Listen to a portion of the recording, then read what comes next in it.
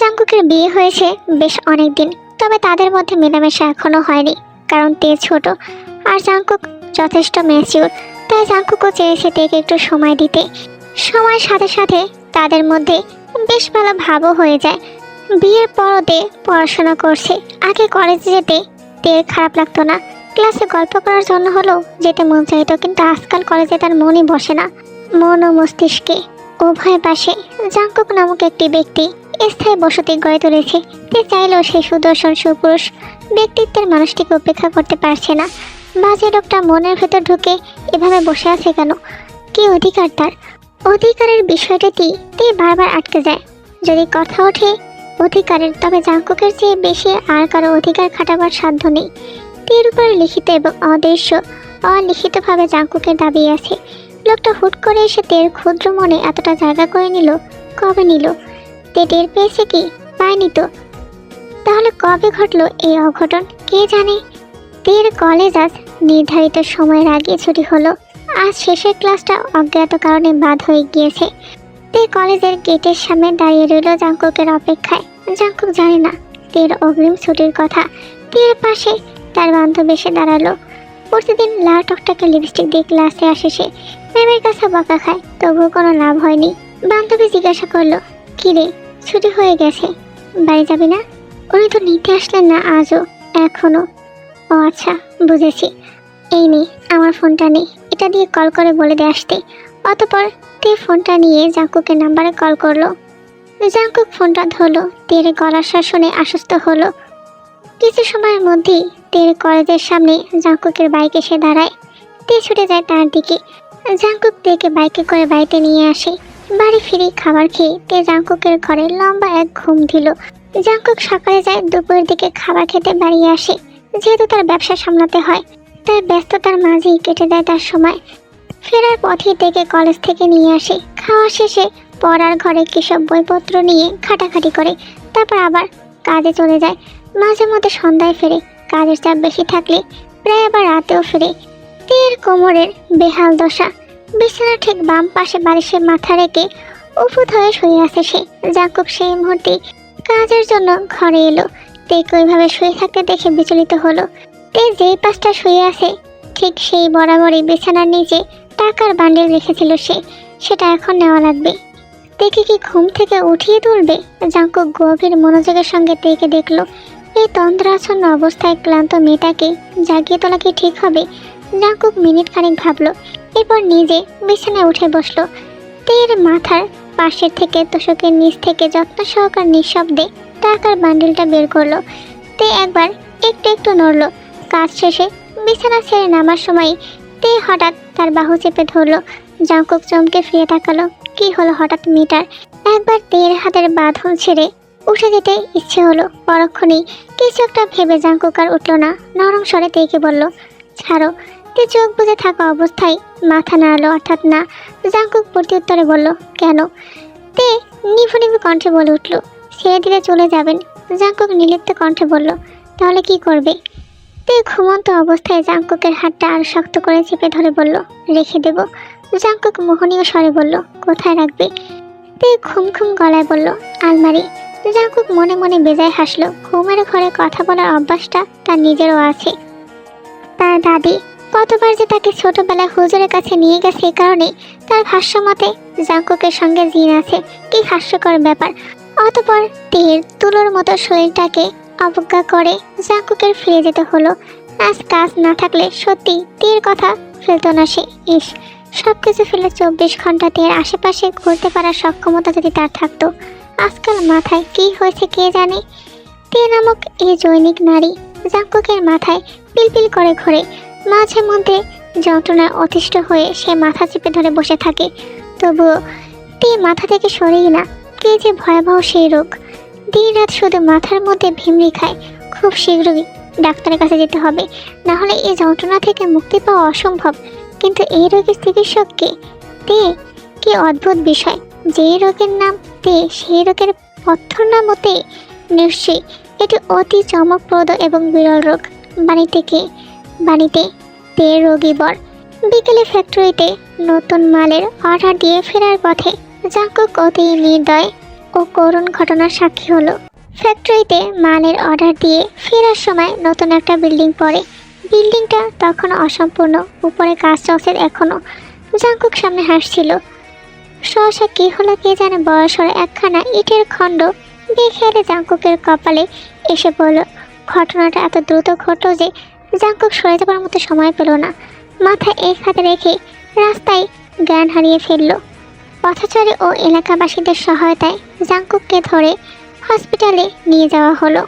জাঙ্কুকের এই ঘটনার দর্শনকারী ছিল জাঙ্কুকের বাবা আরএম।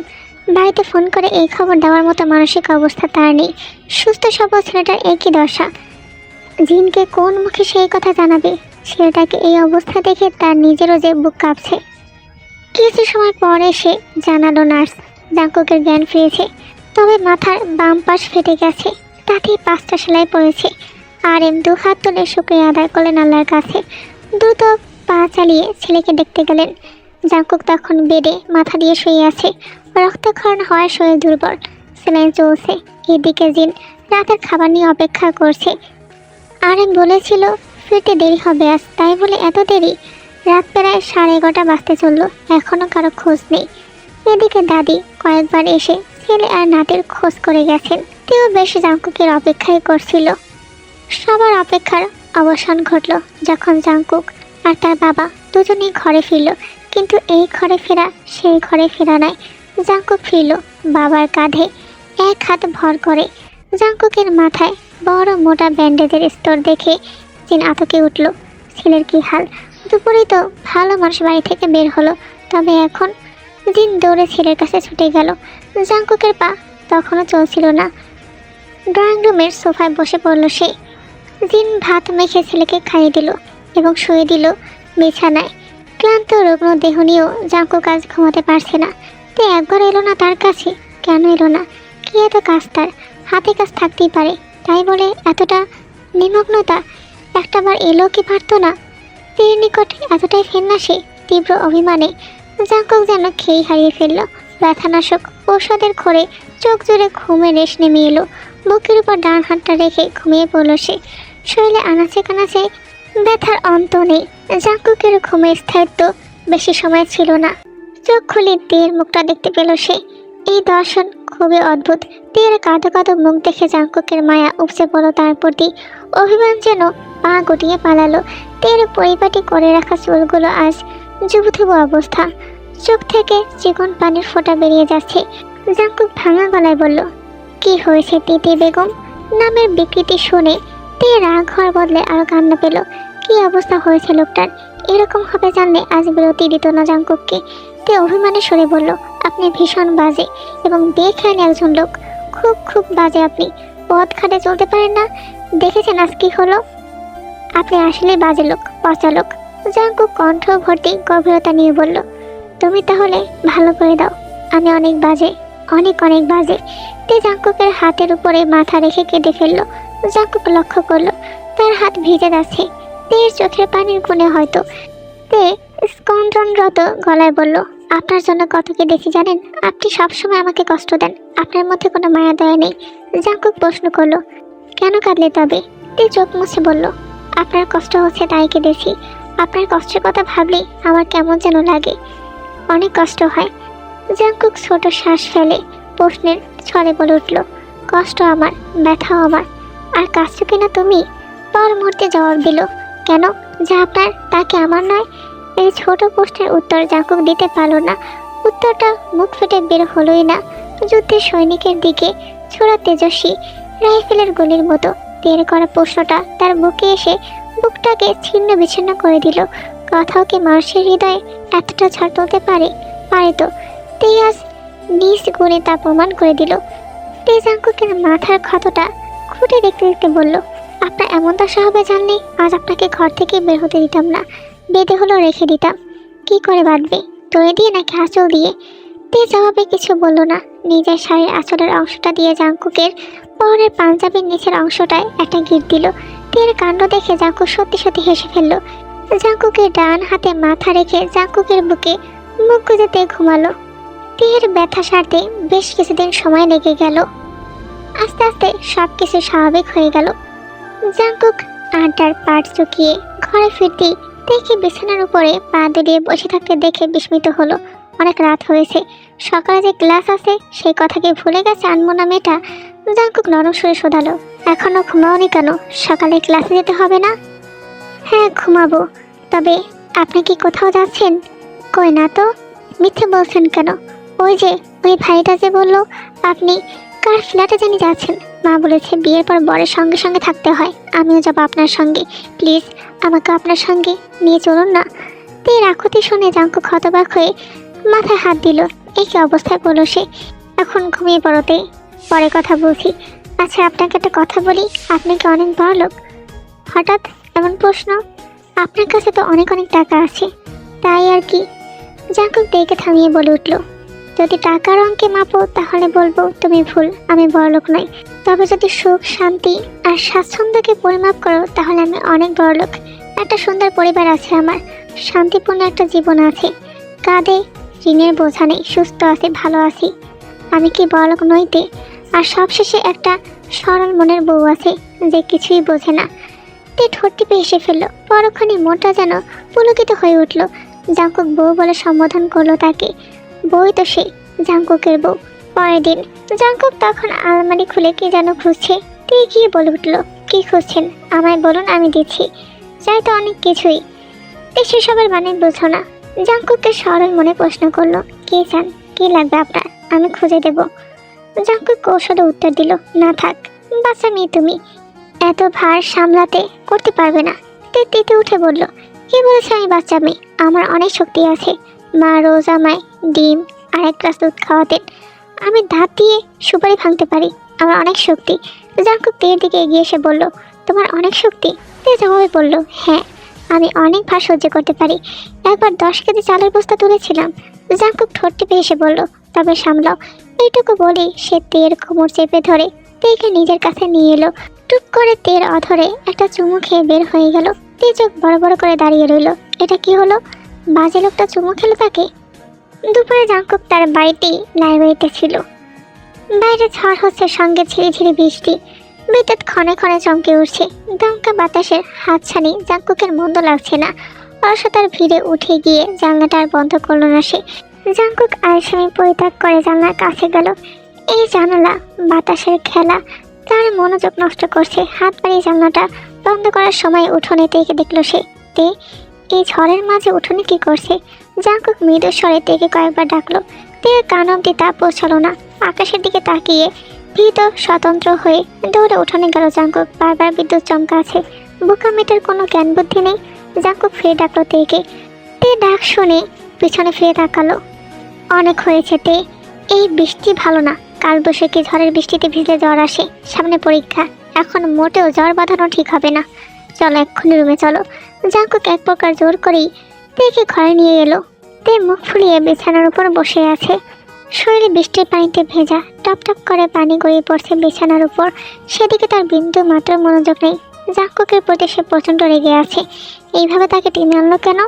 জাঙ্কুক টাওয়াল দিয়ে তের ভেজা মাথা মুছতে মুছতে তের দিকে তাকালো। তে কাঁদতে গিয়ে সে নিজেও ভিজে গেছে। জাঙ্কুক বলে উঠল, ঠান্ডা বসে যাবে তে, শাড়িটা পাল্টে নাও। তে কিছু না শোনার ভান করে বসে রইল। তার অনেক রাগ হয়েছে। কিছুতেই আজ সে জাঙ্কুকের সঙ্গে কথা বলবে না। জাঙ্কুক হাঁটু গেড়ে বসে তের হাত দুটো ধরে বলল, তুমি বৃষ্টিতে অনেক ভিজতে পারবে, তবে এই বৃষ্টি ভালো না তে। আবার যখন বৃষ্টি হবে তোমার এক্সামের পর, তখন না হয় আমিও সাথে ভিজবো, ঠিক আছে? তে একটু ভেবে দেখলো, কথাটা মন্দ বলেনি। তে উঠে দাঁড়িয়ে আলমারি থেকে শাড়ি বের করলো। জাঙ্কুক টাওয়াল হাতে দাঁড়িয়ে রইল। তার পাঞ্জাবিটাও ভিজে গেছে। তে চলে গেছে ভেবে জাঙ্কুক তার পাঞ্জাবিটা খুলে ফেললো। তে পিছনে ফিরে শাড়ি নিয়ে বেরোবার পথে তার চোখ আটকে গেল জাঙ্কুকের মাসাজ বডিতে। তে চোখ ফিরিয়ে ঢোক গিলল। বড্ড হাঁসফাঁস লাগছে তার। জাঙ্কুক আলমারির দিকে এগোতে গিয়ে তে দৃষ্টিতে বাধা পড়ল।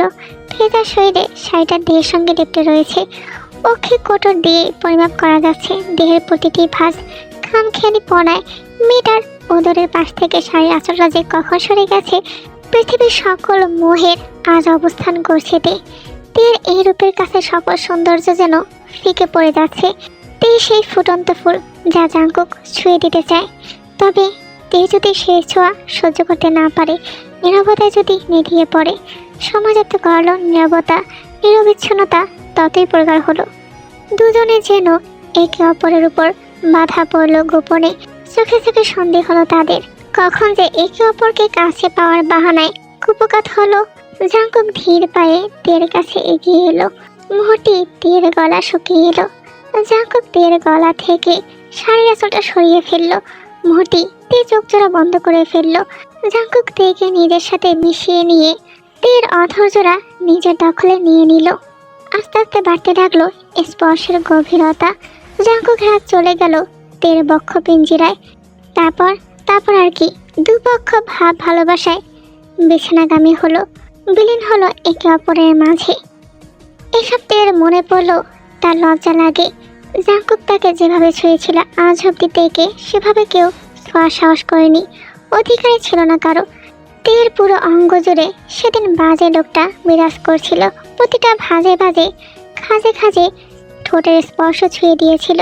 তের তুলতুলে শরীরটা পিষ্ট হয়েছিল সেদিন বলিষ্ঠ বুকের নিচে। ছি, কি লজ্জার কথা! লজ্জায় সেদিন সারাদিন তে জাঙ্কুকের সামনে এলো না। কেন এলো না তাতে কাউকে বলতে পারবে না। সে ভারী লজ্জার কথা, ওসব কথা কাউকে খুলে বলা যায়? এদিকে দাদি কয়েকবার ঘুরে ফিরে তেকে দেখলেন। তে লজ্জায় গুটিসুটি মেরে তার ঘরে আস্তানা জমিয়েছে। দাদি এগিয়ে গিয়ে তের গলায় হাত রেখে বলল, এই বউ, গলায় কি হয়েছে তোমার? তে আমতমত করে বলল, পোকা কামড় দিয়েছে। জানলা খোলা ছিল তো। দাদি মুখে কিছু বললেন না, মনে মনে বেজায় হাসলেন। তার অভিজ্ঞ চোখ এই দাগের মানে ঠিকই জানে। তিনি উঠে গিয়ে ফ্রিজ থেকে বরফের চাকা বের করে তের হাতে দিয়ে বলেন, বরফ লাগাও। বিয়ের প্রথম বছরে এরকম অনেক পোকামাকড় কামড়ায়, গালে কামড়ায়, ঘাড়ে কামড়ায়, আর কত জায়গায় কামড়ায়। এরপর থেকে পোকা যখন কামড়াতে আসবে, তুমিও পোকার গালে ঘাড়ে জখম করে সিল মেরে দিবা। লজ্জায় যাতে কয়েকদিন ঘর থেকেই আর বাইর হইতে না পারে। তের লজ্জায় বরফ হাতে বালিশে মুখ গুজে বসে রইল। সারাদিন জাঙ্কুকের থেকে লুকিয়ে চুরিয়ে থাকলেও রাতে তাকে জাঙ্কুকের নিকট থেকে ধরা দিতে হলো। সে চেয়েছিল আজ দাদির ঘরে থাকবে, কিন্তু দাদি তাকে পাঠিয়ে দিল জাঙ্কুকের কাছে আবারও। তে জাঙ্কুকের ঘরে দরজার সামনে গিয়ে দাঁড়ালো। কিভাবে সামনে যাবে সে? দ্বিধা নিয়ে এক দৌড়ে ঘরে ঢুকে বালিশে মুখ গুজে বসে পড়ল সে। জাঙ্কুক হতবিম্বল হয়ে রইল। সারাদিন মেয়েটা পালিয়ে বেরিয়েছে, এখন আসার সময় হলো তার। জাঙ্কুক তের পাশে গিয়ে বসলো। পিঠে আর পেটে শুশুনি কাটলো তের। তে খিলখিল করে হেসে ফেললো। জাঙ্কুক কোলে তুললো তাকে, যেমনটা দুপুরে তুলেছিল। তে লজ্জা মাখা মুখ নিয়ে জাঙ্কুকের কোলে লেপ্টে রইল। এত লজ্জা কিসের বউ? তে জাঙ্কুকের উন্মুক্ত বুকে আঁকিবুকি করছিল তখন। জাঙ্কুকের প্রশ্নে সবকিছু জড়িয়ে গেল তার। লাজুকতার সুরে বলল, জানি না, আপনি খুব বাজে লোক। জাঙ্কুক তৎক্ষণাৎ তেকে বিছানায় ফেলে দিল।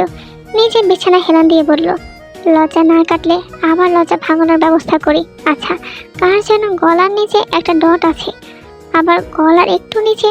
জাঙ্কুক কিছু বলার আগেই তে তার মুখ চেপে ধরলো। দাঁত কিরমির করতে করতে বলল, আমিও জানি, হ্যাঁ, কার যেন কানের নদীতে তিল আছে, আবার ঘাড়েও আছে। বেশ করেছে, কামে দিয়েছি, আও দেব। জাঙ্কুক ফের তের উপর হামলা চালালো। তে পূর্ব প্রস্তুতি নিয়ে বসেছিল। সে আচ্ছা আচ্ছা করে কামে দেবে, বাজে লোক। তারপর দুজনের মাঝে আরেক দফা ভালোবাসাবাসি হলো। বাকি লজ্জার কথা আমি আর বলতে পারছি না গায়েস, তোমরা না হয় ইমাজিন করে নিও। তে কলেজে গিয়ে আজ বড় ফাঁসা ফেসেছে। টিফিন ব্রেকে কোর্স বের ঠিক করার সময় মেয়েদের চোখে তের গলায় ঘাড়ে থাকা লালচে দাগগুলো জলজল করে উঠল। তার বান্ধবী লিজা আর রোজি তেকে এসে খামচে ধরে বলল, কি রে তে, বরের সাথে দেখছি ভাব ভালোবাসা উপচে পড়ছে। দুলা ভাইয়ের সঙ্গে ইন্টু পিন্টু হয়েছে তোর, তাই না? এত তাগড়া শরীরের ঝড় সামলাতে পারলিতে? উফ, লাভ পাইস। মাঝে রোজি এসে বলল, হেলমেট পরে মাঠে নেমেছিলে বান্ধবী, পরে ওয়া ওয়া চলে আসলে কিন্তু ঝামেলা। শিশুর কোলে শিশু, হিহি। তে লজ্জায় মাথা ঘুরিয়ে ফেলল সকলের অগোচরে। কোথায় গিয়ে যে পালালো কে জানে। দুপুরে তের একদমই খেতে ইচ্ছে করছিল না। ভাত নাড়াচাড়া করে গেল সে, সেভাবে কিছুই খেলো না। দাদি দেখে উদ্দেশ্য করে বলল, খাও না কেন মাইয়া, খালি ভাত লাইতেছো? ঠিক মতো না খাইলে স্বামীর আদর্শ সহ্য করবা কেমনে? এমনি যা খুঁটির মতো শরীর, আমার নাতে যাইতে হলে তো চটকাই ফেলবে। শরীর দেখছো তার, পাডার মতো তাগড়া শরীর, চারটা ধরলে দম আটকাইয়া বসকেই থাকবা। তে বিষম খেয়ে এদিক ওদিকে তাকালো। বুবুর কী সব বাজে কথা, ছিছি। তবে ঘটনা আংশিক সত্য। জাঙ্কুক ওভাবে রাতে তাকে চেপে ধরলে সত্যি তার দম আটকে আসে। ভয়াতঙ্কের মাঝেও তে আরেক দফা লাজে লাল হলো, যাকে বলে লালবতী। রাতে জাঙ্কুক যখন বাড়ি ফিরল, তে তখন আঁচল ঘোরাতে ঘোরাতে জাঙ্কুককে বলল, আপনাকে কাল একবার আমার সঙ্গে কলেজে যেতে হবে। জাঙ্কুক জিজ্ঞাসক কণ্ঠে বলল, কেন, প্যারেন্টস মিটিং? তে কোনো জবাব দিল না, সেই বিষয়ে কোনো কথা বলল না। সারা রাত ভয়ে তার ঘুম উড়ে গেল। জাঙ্কুক তাকে কাল নিশ্চিত কাঁচাতে বিয়ে খাবে। যদি বাড়ি থেকে বের করে দেয়, কোথায় যাবে তে? এইসব চলে কারবারের কথা শুনলে তার মাও তাকে বাড়িতে জায়গা দেবে না। আসলে কলেজে একটা মেয়ের সাথে তের ঝগড়া লেগেছে, আর সেটা নিয়ে হাতাহাতি হয়েছে। এখন তের গার্জিয়ান ডেকেছে হেড স্যার, সেটা নিয়ে তে চিন্তিত। আবার গল্পে ফিরে আসি। সকালে তের সঙ্গে জাঙ্কুক স্বাভাবিকভাবেই কলেজে গেল। অধ্যক্ষের রুমে গিয়ে বসতেই তিনি ক্যান্টিনের বিস্তারিত বর্ণনা জাঙ্কুকের নিকট তুলে ধরেন। তে ভয়ে জমে গেল। জাঙ্কুকের তখন আক্কেল গুরুম অবস্থা। তের মতো শান্ত মেয়ে এমনটা কেন করবে? জাঙ্কুক তেকে তখন কিছুই বলল না, কোনো প্রশ্নও করল না। কলেজের পরিবেশে বিঘ্নিত করার দায়ে তের পক্ষ থেকে নিজেই ক্ষমা প্রার্থনা করলো। অধ্যক্ষের কক্ষ হতে জাঙ্কুক বেরোতেই তার পিছু পিছু এলোতে জাঙ্কুকের হাত দুটো ধরে কেঁদে উঠে বলল, বিশ্বাস করুন, আমি আগে ওর গায়ে হাত তুলিনি। আমি শুধু কথা বলতে গিয়েছিলাম। ও আমার কলারে হাত দিল। আমি তারপর ওকে সরাতে ওর বুকে ধাক্কা দিয়েছি। আমি ওকে আগে মারিনি, সত্যি বলছি। জাঙ্কুক হতাশা জড়িত কণ্ঠে বলল, তোমার থেকে এমন কিছু আশা করিনি তে। পরিস্থিতি সবসময় একরকম থাকে না। পরিস্থিতি হাতের বাইরে গেলে সর্বদা শান্ত থাকতে হয়। একসঙ্গে থাকলে কথা কাটাকাটি মন মালিন্য অস্বাভাবিক কিছু না। সেদিন দুপুরে জাঙ্কুক কাজের জন্য বাড়িতে এলো না, একেবারে সন্ধ্যা এলো। কারণটা কি, কাজের বাড়তি চাপ নাকি তের প্রতি ক্রোধ, তা কেউ জানে না। তে জাঙ্কুকের পিছু পিছু ঘরে এলো, তবে আগ বাড়িয়ে জাঙ্কুকের সঙ্গে কথা বলার মতো সাহস তার হলো না। ভয়ে গুটিসুটি মেরে বসে রইল। জাঙ্কুক নিজের কাজে ব্যস্ত, তের দিকে একবার ফিরেও চাইছে না। তে এবার নিজে উঠে দাঁড়ালো। হুট করে কি যে হলো তার, জাঙ্কুককে পেছন থেকে জড়িয়ে ধরলো সে। জুবুধুবু হয়ে জাঙ্কুকের পিঠে কেমন লেপ্টে রইল। জাঙ্কুক দীর্ঘ শ্বাস ফেলল। মেয়েটা তাকে ঘায়াল করার মন্ত্র জেনে গেছে। জাঙ্কুক নীরবতা ভেঙে শোধালো, মেয়েটার সঙ্গে ঝগড়া হলো কেন? তে অপরাধী সুরে বলল, আপনাকে কল দিয়ে বিরক্ত করছিল। ওই মেয়েটাই আপনাকে কল করে, আজে বাজে কথা বলে। আপনি তো আমাকে কিছু বলেননি, কিন্তু আমি সবটাই রেখেছি। জাঙ্কুক মনে মনে বেজায় হাসলো, কিন্তু তের সামনে তা প্রকাশ করলো না। এসব বিষয়ে প্রশ্রয় দেওয়া মানে বেয়াদবিকে প্রশ্রয় দেওয়া। তেকে খেপানোর জন্য ফের শোধালো, একটুই না হয় কল দিয়েছে, তাই বলে এভাবে ঝগড়াঝাটি করতে হবে? তের বেজায় রাগ হলো। জাঙ্কুককে আরো জোরে সরে চেপে ধরে বলল সে, কেউ কল করবেন আপনাকে? আপনাকে ওই মেয়েটা বাজে দৃষ্টিতে দেখে। আপনি বোকা মানুষ, তাই বোঝেন না। মনে মনে সে আপনাকে কিছু মিছু করে। জাঙ্কুক মুচকি হেসে বলল, তুমিও কি আমাকে কিছু মিছু করো নাকি? তেতে তে সেই প্রশ্নের জবাব দিতে পারলো না। সে সত্যি জাঙ্কুককে কিছু মিছু করে কি, কে জানে। তের অবস্থা বর্তমানে শোচনীয়। দীর্ঘ 2 মাস সময় নিয়ে টেস্ট পরীক্ষা শেষ হয়েছে তার। পরীক্ষা শেষে একটু আরামায়েশ করবে ভেবেছিল সে, সেটি আর হচ্ছে কোথায়। জাঙ্কুক রোজ ভোরে ডেকে তুলে তেকে পড়তে বসায়। ঘুমের ঘোরে জুবুথুবু হয়ে তে ঝিমোতে ঝিমোতে পড়া শেষ করে। কবে যে সে মনের আনন্দে ঘুরে বেড়াবে। আহা, কি সুন্দর জীবন! এমন জীবন সে চায়। তের গালে হাত দিয়ে মন খারাপ করে বসে পড়ল। কি চমৎকার ব্যাপার স্যাপার! জাঙ্কুকের জন্য সিরিয়ালের পর্বটা দেখাও যায় না। সকালে একবার রিপিট টেলিকাস্ট হয়, তখনও জাঙ্কুকের জন্য তার শান্তি নেই। জাঙ্কুক তখনও পড়ার টেবিল থেকে তাকে উঠতে দেয় না। জাঙ্কুক না থাকলে যে নজরদারি করে তার উপরে। এইবারে সবাই উঠে পড়ে তার পেছনে লেগে আছে। সিরিয়াল দেখা নিয়ে এত কিসের অসুবিধে? খেয়ে দিয়ে তে বিছানায় গিয়ে চুপটি করে শুয়ে পড়ল। জাঙ্কুকের একেবারে ঠিক অপর প্রান্তে। আজ ফিরেও তাকাবে না সে জাঙ্কুকের দিকে, যা খুশি হোক।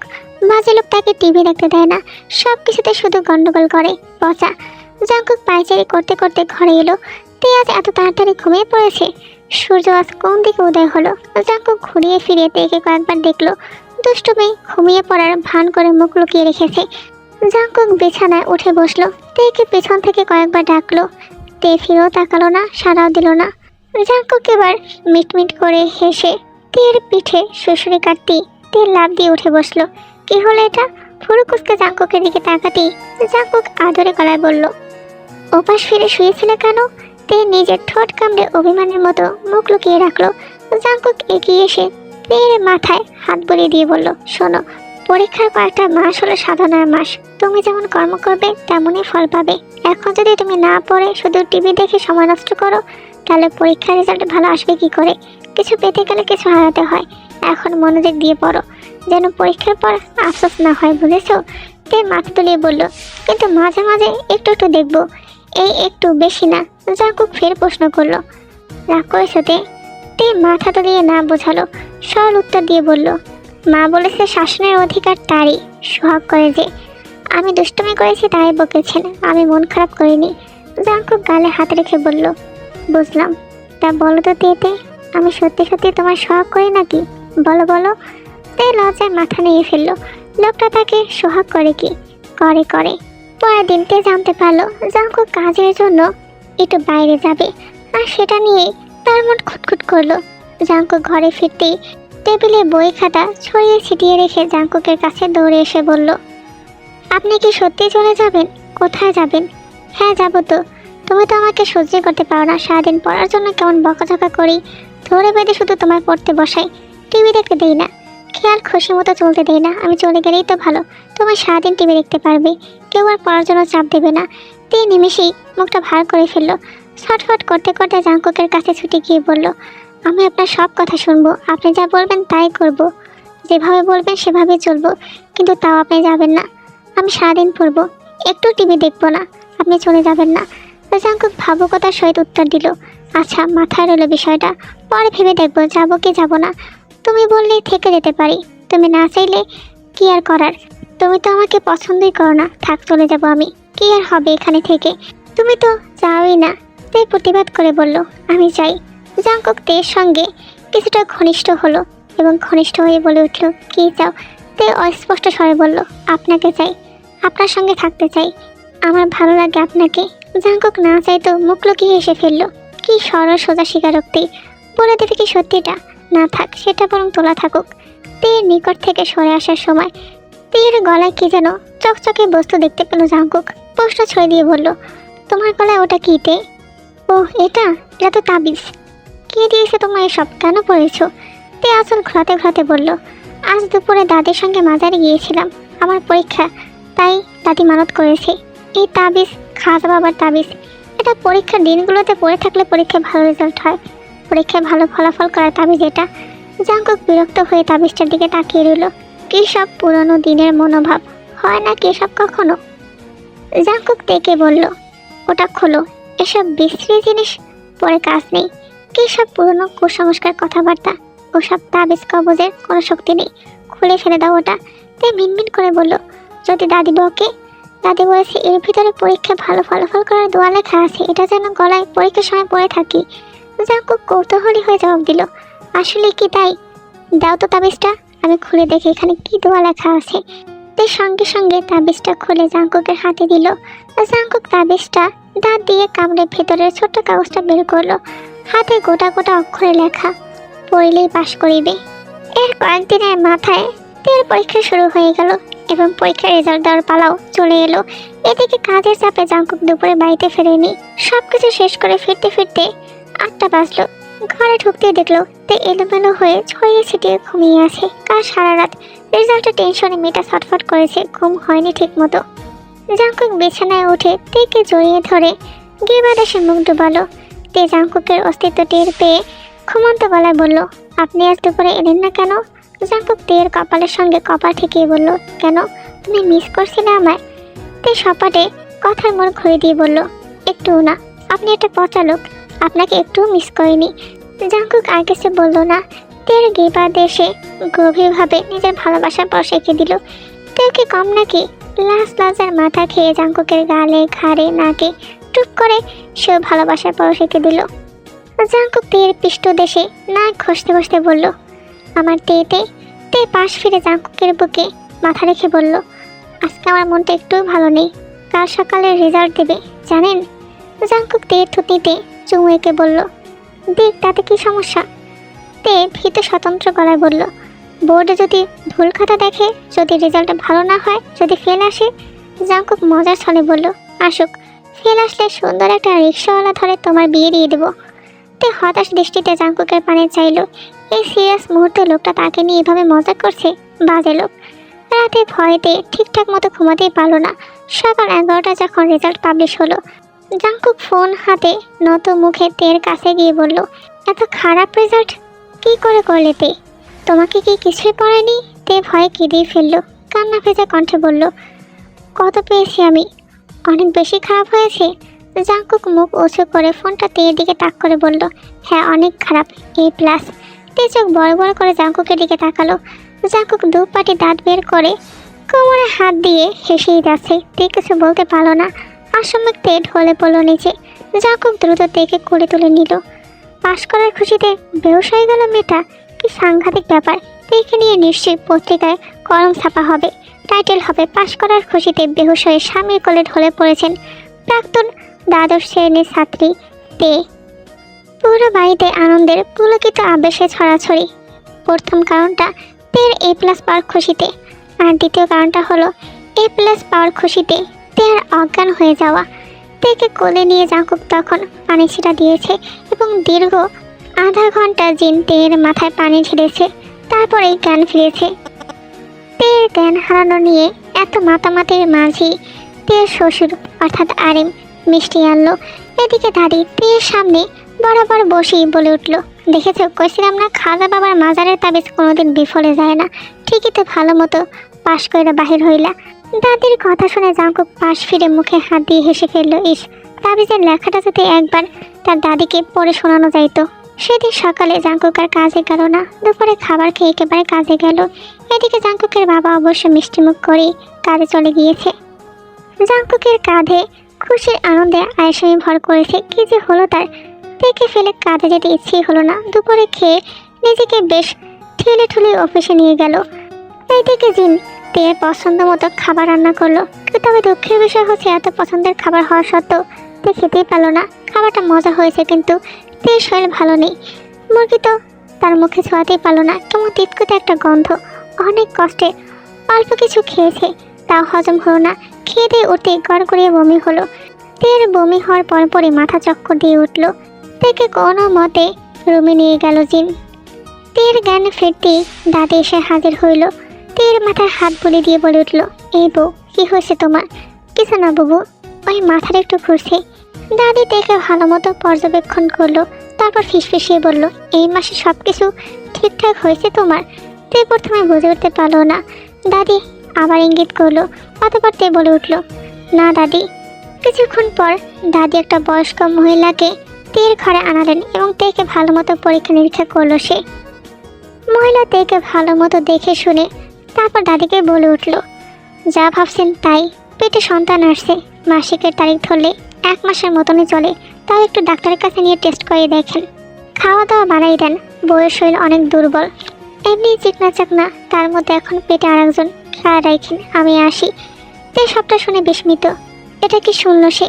জাংকুক বারবার করে বলে দিয়েছিল, এখন যেন সন্তানের কথা তের মাথায় না আসে।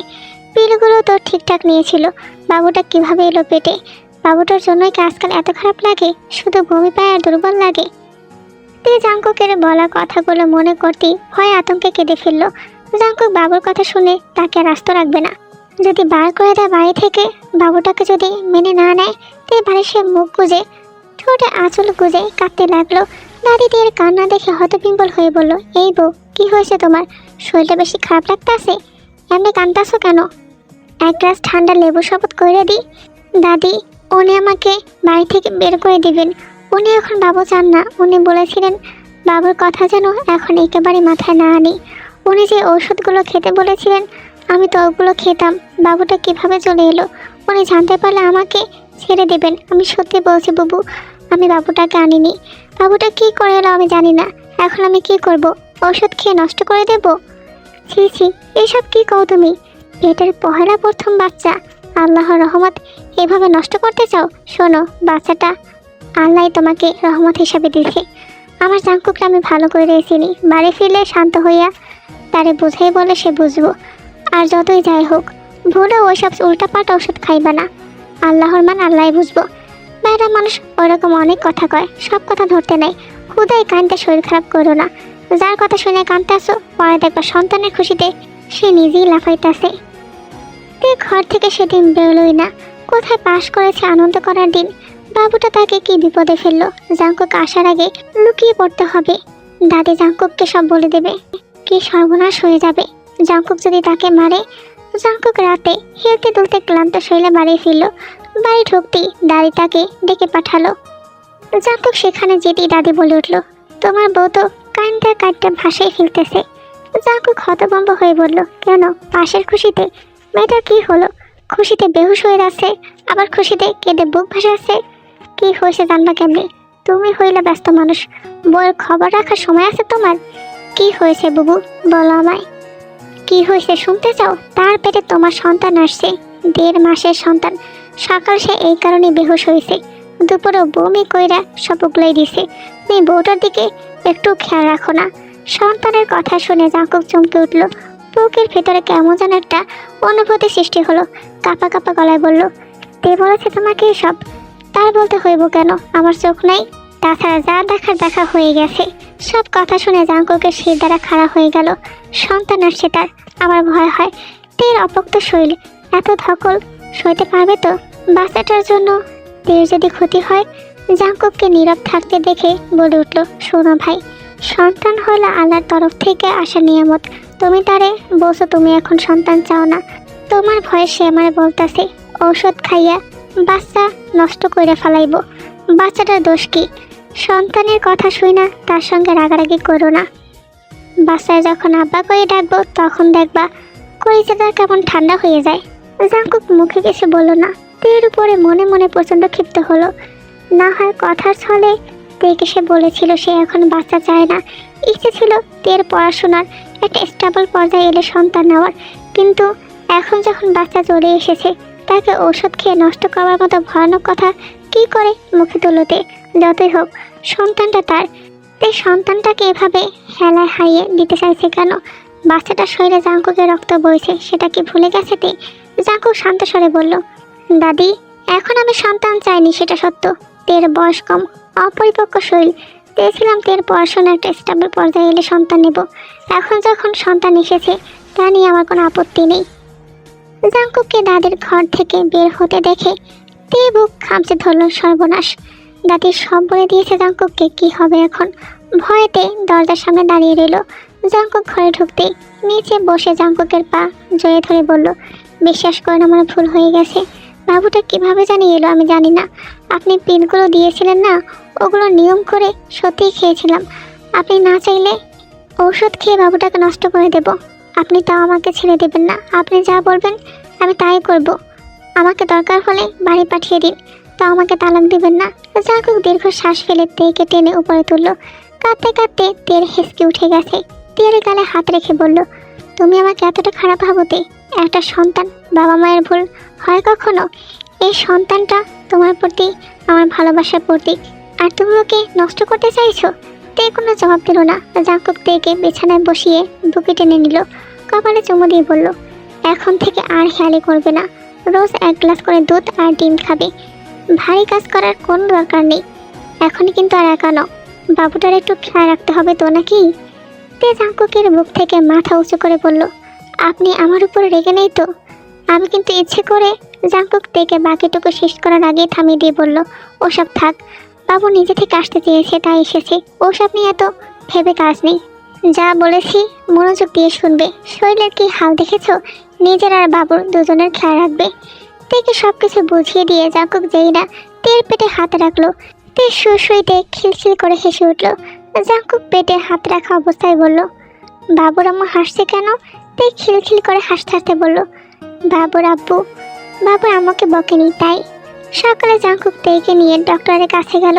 তেকে বেশ কিছু টেস্ট আর আলট্রা করে দেওয়া হলো। ডক্টর খাওয়া দাওয়ার একটা চার্ট দিয়ে দিলেন। সেই থেকে তের উপরে অত্যাচার শুরু হলো। সকালে নাস্তায় জাঙ্কুক তাকে ঠেসে ঠুসে জোর করে খাওয়ায়। দুপুর থেকে আবার জিন্তু আসি তেকে খাওয়ানোর জন্য। বাবু আসার পর থেকে রীতিমতো তাকে খাওয়া দাওয়া নিয়ে কী যে ঝামেলা করতে হচ্ছে। দাদি তের জন্য বেশ কিছু আচারও আনিয়েছে। আজকাল তার আরও বেশি টক খেতে ইচ্ছে হয়। জাঙ্কুক সন্ধ্যার পরপরই বাসায় ফিরে সে ঘরে গিয়ে দেখলো তে বিছানা শুয়ে আছে। জাঙ্কুককে দেখে দ্রুত উঠে বসে বলল, জানেন আজ আমার বোন এসেছিল। ও বলল আমাদের বাবুর সঙ্গে পুতুল খেলবে। জাঙ্কুক তের পাশে গিয়ে বসলো। তেকে বুকের মাঝে জড়িয়ে ধরে বলল, আমার পুতুল তো আমার তে। তে জাঙ্কুকের জামার বোতাম ঘোরাতে ঘোরাতে লজ্জায় মুখ গুজলো। জাঙ্কুক কয়েক মিনিট চুপ থেকে বলে উঠল, বাবুর বয়স কতদিন হলো, কথা বলতে পারে সে? তে মাথা তুলে বলল, 1.5 মাস 1 দিন। আমার সঙ্গে অনেক গল্প করে বাবু, কিন্তু আপনার সঙ্গে রাগ করেছে, তাই কথা বলবে না। জাঙ্কুক তের চুলে বিলি কাটতে কাটতে বলল, ভাবার বিষয়, আমাদের বাবুর একটা নাম রেখেছি জানো? তে উৎসাহী হয়ে বলল, কি নাম? জাঙ্কুক মুচকি এসে বলল, এখন বলবো না, সেটা না হয় পরেই বলি। তে জাঙ্কুকের বুক থেকে মাথা সরিয়ে বলে উঠল, আপনার মতো একটা ছেলে বাবু চাই। জাঙ্কুক তেকে ফের বুকে টেনে নিয়ে বলল, আমাদের মেয়ে বাবুই হবে, তেতের মতো অভিমানী কাঁদনি একটা মেয়ে বাবু। তে ভুরুকুসকে বসে রইল। এই লোক সবসময় বেশি বোঝে। বাবুটা তার সঙ্গে সারাদিন কথা বলে, সে বুঝে জানে না বাবু ছেলে নাকি মেয়ে। তের তো একটা ছেলে বাবু চাই, জাঙ্কুকের মতো ঠোঁট টিপে মুচকি আসা ছেলে বাবু। খাওয়া দাওয়া শেষ করে ঘরে এলো জাঙ্কুক। বিছানা তেকে জড়িয়ে ধরে বলল, কালকে নাকি তুমি বাড়িতে চলে যাচ্ছ, কদিন থাকবে? তে উৎফুল্ল হয়ে বলল, মা বলেছে কমপক্ষে 1 মাস যেন থাকি। অনেকদিন পর যাচ্ছি তো। জাঙ্কুক মৃদু চিৎকার করে বলল, 1 মাস? তে জাঙ্কুকের আপত্তি আছে বুঝতে পেরে বলল, আচ্ছা 15 দিন থাকবো তাহলে। জাঙ্কুক নিরাশ হয়ে ঠোঁট ফুলিয়ে বলল, 15 দিন? আমার তোমাকে আর বাবুকে ছাড়া ঘুম আসবে বলো? আমার দিকটা একটু বিবেচনা করা দরকার। 15 দিন অনেক বেশি দিন, আমি তোমাকে ছাড়া থাকতে পারবো না। তে কয়েক লহমা ভেবে বলে উঠল, আচ্ছা 1 সপ্তাহ থাকবো। আপনি কিন্তু রাগ করতে পারবেন না। বাবু বলেছে বাবু নানু বাড়িতে ঘুরতে চায়, আমার কি দোষ? জাঙ্কুক আর আপত্তি করলো না। কথা মতো তেকে ঠিকই পরের দিন সকালে বাড়িতে রেখে এলো। তের মা জেহব মেয়েকে দেখে ভেবেছিল কমপক্ষে 1 মাস তো কাছে রাখবেনি। জাঙ্কুকের কাছে তে থাকার মেয়াদ 1 সপ্তাহ শুনে মনটা খারাপ হলো, কিন্তু কিসের 1 সপ্তাহ? তে তার মায়ের ফোন থেকে জাঙ্কুককে 30 বার দিনে কল করে, ফিস করে মাঝরাত অবধি জাঙ্কুকের সঙ্গে গল্প করে। শেষ অবধি না থাকতে পেরে 4 দিনের দিনই তেকে বাড়ি নিয়ে গেল জাঙ্কুক। জেহব এসব কীর্তিকলাপ দেখে বেজায় হাসলেন। বিয়ের কথা শুনে যে মেয়ে সঙ্গে সঙ্গে নাকচ করেছিল, বিয়ের দিনও মুখ গোমরা করে বসেছিল, আজ সে বরকে ছাড়া 1 সপ্তাহ থাকতে পারছে না। কি ভয়ঙ্কর সুন্দর ব্যাপার স্যাপার! এই জীবনে মরে গিয়েও শান্তি এক জায়গায় থাকবে, থেকে তিনি ভুল কারো হাতে তুলে দেননি। সারা জীবন যেন এভাবে সুখে থাকে তার মেয়েটা। জাঙ্কুক একেবারে কাজ থেকে ফিরে তেকে বাড়িতে নিয়ে আসে। বাড়িতে নিয়ে আসার পরপরই সে ওয়াশরুমে চলে যায় ফ্রেশ হতে। কিছু সময়ের মধ্যে জাঙ্কুক কোমরে টাওয়াল পেঁচিয়ে ওয়াশরুম থেকে বেরিয়ে এলো। সে তের কাছে এগিয়ে যায়, ভেজা চুলগুলো ঝাঁকিয়ে চুলের পানিগুলো তের মুখে ফেললো। তের গালের সঙ্গে নিজের গালটা মিশিয়ে নিল। তের সুরসুরিতে চোখ বন্ধ করে ফেললো। নরম সরে বলল, কি করছেন? ভিজে যাচ্ছি তো। জাঙ্কুক তের থুতনিতে চুমু খেয়ে বলল, বেসে যাও, তুমি ভিজে যাও, ডুবে যাও, ভেসে যাও, কিন্তু পানিতে না, আমার প্রেমে। তে লজ্জায় কোনো উত্তর দিতে পারল না। কি করে সে লোকটাকে বলে? তে যে বহু পূর্বেই মন হারিয়ে তার প্রেমে হাবুডুবু খেয়ে স্রোতের টানে ডুবে চলেছে। জাঙ্কুক আর ক্ষণ কালো দেরি করলো না। তে লাজক ঠোঁটে নিজের অধৈর্যটা ডুবিয়ে দিল। তে লজ্জায় চোখ বুজে ফেলল। দীর্ঘ সময় পরও জাঙ্কুকের হেলদোল নেই, বরং সে আরো উন্মাদ হতে লাগলো। তেও জাঙ্কুকের মতলব টের পেয়ে গেছে। সেও আর নিজেকে ছাড়ানোর চেষ্টা করলো না, সায় দিতে লাগলো জাঙ্কুকের সাথে। মৃত হলো 2টি সত্তা। খুব সকালে জাঙ্কুক গোসল করলো। জাঙ্কুকের 2 বাহু পেছন থেকে জড়িয়ে ধরল তে। জাঙ্কুকের ভেজা শরীরের সঙ্গে আসমিক লেপটে যাওয়াতে তে খানিকটা ভিজে গেল। তাদের তার কোনো হেলদোল নেই। জাঙ্কুক তের হাত চেপে ধরে বলল, সকাল সকাল ম্যাডামের এত আদর ভালোবাসা মতলব কি? হ্যাঁ, চরিত্র হনন করতে চাও নাকি? তে ওসব কথা শুনল না। জাঙ্কুকের ঘাড়ে চুমু খেয়ে তাকে আরো শক্ত করে চেপে ধরলো। জাঙ্কুক কোনো সারা শব্দ না পেয়ে পিছু ফিরল। তেকে এভাবে দাঁড়িয়ে থাকতে দেখে সহসাই করে তুলে নিল। বিছানায় তেকে রেখে ঠোঁটের ভাঁজে নিজের ভালোবাসার পরশ এঁকে দিয়ে বলল, ম্যাডামের মুড আজকে খুব বেশি ভালো দেখছি। আজকে জরুরি একটা কাজে যাচ্ছি। আজকে দিনটা যদি না যাই তাহলে মনে হচ্ছে না মিটিংটা হবে ঠিক মতো। জাঙ্কুকের দুষ্ট ইঙ্গিত বুঝতে পেরে তেল আজে লাল হয়ে যায়। জাঙ্কুকের বুকে মুখ গুজল। জাঙ্কুক কয়েক মিনিট সেভাবেই রইল, তারপর করুণ হয়ে বলল, রেডি হতে হবে ম্যাডাম, আপনার এসব ব্যাপার স্যাপার রাতে এসে দেখবো, তখন পালাই পালাই করলেও আমি ছাড়ছি না। বলি তের দিকে তাকিয়ে এসে চোখ মারল। তে লজ্জায় গুটিয়ে পড়ল। জাঙ্কুক রেডি হতে হতে বলে উঠল, আলমারি তাকে একটা শাড়ি আছে। সন্ধ্যায় ওটা পরে তৈরি হয়ে থেকো। আমরা বিশেষ জায়গায় যাব। কোথায় যাব সেটা বরং তোলা রইল, গেলেই দেখতে পাবে। তে আর প্রশ্ন করার সুযোগ পেল না। জাংকুক চলে গেল। তে সন্ধ্যায় আলমারি থেকে জাংকুকে রেখে যাওয়া শাড়িটা পরে তৈরি হলো। সুন্দর মতো রেডি হয়ে সেজে গুজে পরিপাটি হয়ে বসে রইল। জাংকুক টাইম মতো চলে আসলো এবং তেকে নিয়ে চলে গেল সেই বিশেষ জায়গায়। আসলে জাংকুকের বন্ধু সাইনো, তারই বিয়ের একটা প্রোগ্রাম। সেখানে সকলের সাথে তেকে পরিচয় করিয়ে দিল। সেখান থেকে ফিরে আসতে আসতে প্রায় অনেক রাত হয়ে গেল। তে খুব মনোযোগ দিয়ে শুনেছিল তাদের প্রেম কাহিনী। শুনে বেশ ভালোই লাগলো। তে জাংকুককে বলে উঠল, সাইনো ভাইয়া কিন্তু আপুর জন্য এত বছর অপেক্ষা করেছেন। কতটা ভালোবাসেন আপুকে, তাই না? জাংকুক পরিস্থিতি অন্যদিকে ঘুরিয়ে দিয়ে বলে উঠল, সাইনোকে বুঝে শুধু প্রেমিক পুরুষ মনে হয়। আমাকে দেখছি তোমার চোখেই পড়ে না। তুমি 5 মেয়ের বিয়ের দিন ফিরে অব্দি তাকাওনি। তখন আপনার সঙ্গে আমার ভাব হয়েছিল বুঝি? তা এখন ভাব হয়েছে নাকি তেতে? তেকে প্রশ্নটা সত্যি সত্যি ভাবালো। হয়েছে কি ভাব জাংকুকের সঙ্গে তার? হয়েছে কখন হয়েছে তাতে সত্যিই জানে না। মিনিট খানিক পর তে বিছানায় জাংকুকের বুকের উপর হাতটা রেখে অপর হাতে গালে রেখে বলল, আচ্ছা বিয়ের আগে আপনি আমাকে দেখেছিলেন আগে? মানে ভালো করে লক্ষ্য করেছিলেন? আপনি তো কয়েকবার আমাদের বাড়ি এসেছিলেন বাবার সঙ্গে, কখনো দেখেননি? জাংকুক বেশ ভেবে বলল, সেভাবে ঠিক মনে পড়ছে না, তবে একটা ঘটনা খুব মনে পড়ছে। বাবা একটা কাজে তোমাদের বাড়িতে পাঠিয়েছিলেন। সেদিন আকাশ মেঘলা ছিল, আর তখন আমার বাইকও ছিল না। ফেরার পথে সে কি বৃষ্টি! তোমার মা আমাকে বসতে বললেন। আমি তোমাদের বসার ঘরে বসে বাইরে বৃষ্টি দেখছিলাম। বৃষ্টি থামলেই চলে যাব এমন ভাবনাই ছিল মাথায়। ও মা, হঠাৎ দুম করে আওয়াজ হয়। বাড়ি তাকিয়ে দেখি একটা মেয়ে বৃষ্টির পানিতে আছাড় খেয়ে পড়ে ভেবা করে কাঁদছে। আমাকে দেখে লজ্জা পেয়ে চোখ মুছে ছুটে পালালো। তে মিনমিন করে বলল, ওটা আমার বোন ছিল। আমি আছাড় খেয়ে পড়ে ভেবা করে মোটেও কাঁদিনি। জাংকুক ঠোঁট টিপে হেসে বলল, তাই নাকি? তখন আমার বয়স ছিল 21 বছর, নব্য ভার্সিটি স্টুডেন্ট, তাই বয়সটা বেশ ভালোই মনে আছে। হিসাব মতে তোমার বয়স তখন 11, আর তোমার বোন তখন ছিল কিনা তাও আমার সন্দেহ। থাকলেও বৃষ্টির দিনে দৌড়ঝাঁপ করার মতো বড় ছিল না। তে জাংকুকের বুকে এলোপাতাড়ি কিল দিতে দিতে বলল, সব মিথ্যে। আমি মোটেও বৃষ্টির দিনে আছাড় খেয়ে পড়িনি। জাংকুক হা হা করে অট্টহাসিতে হাসতে লাগলো। তে রেগে মুখ ফুলিয়ে বসে আছে। জাংকুক তাকে আদরের ছলে কাছে টেনে নিয়ে বলল, তুমি আমাকে কখনো দেখোনি তে? তে এবার স্বাভাবিক হয়ে বসলো। আপনার বোধ হয় বৃষ্টির রাশি। আপনি আরও একদিন আমাদের বাড়িতে বৃষ্টিতে ভিজতে ভিজতে আমার বাবার সঙ্গে এসেছিলেন। মা আপনাকে চুল মোছার জন্য বেছে বেছে আমার টাওয়ালটাই দিয়েছিল। সেটা নিয়ে রাগ করে দুপুরে সেদিন খাবারই খাইনি। একটু হিংসুটে ছিলাম, তবে আমার বোনকে দিতাম। জাংকুক বাঁকা এসে বলল, সামান্য টাওয়াল নিয়ে এত বাড়াবাড়ি!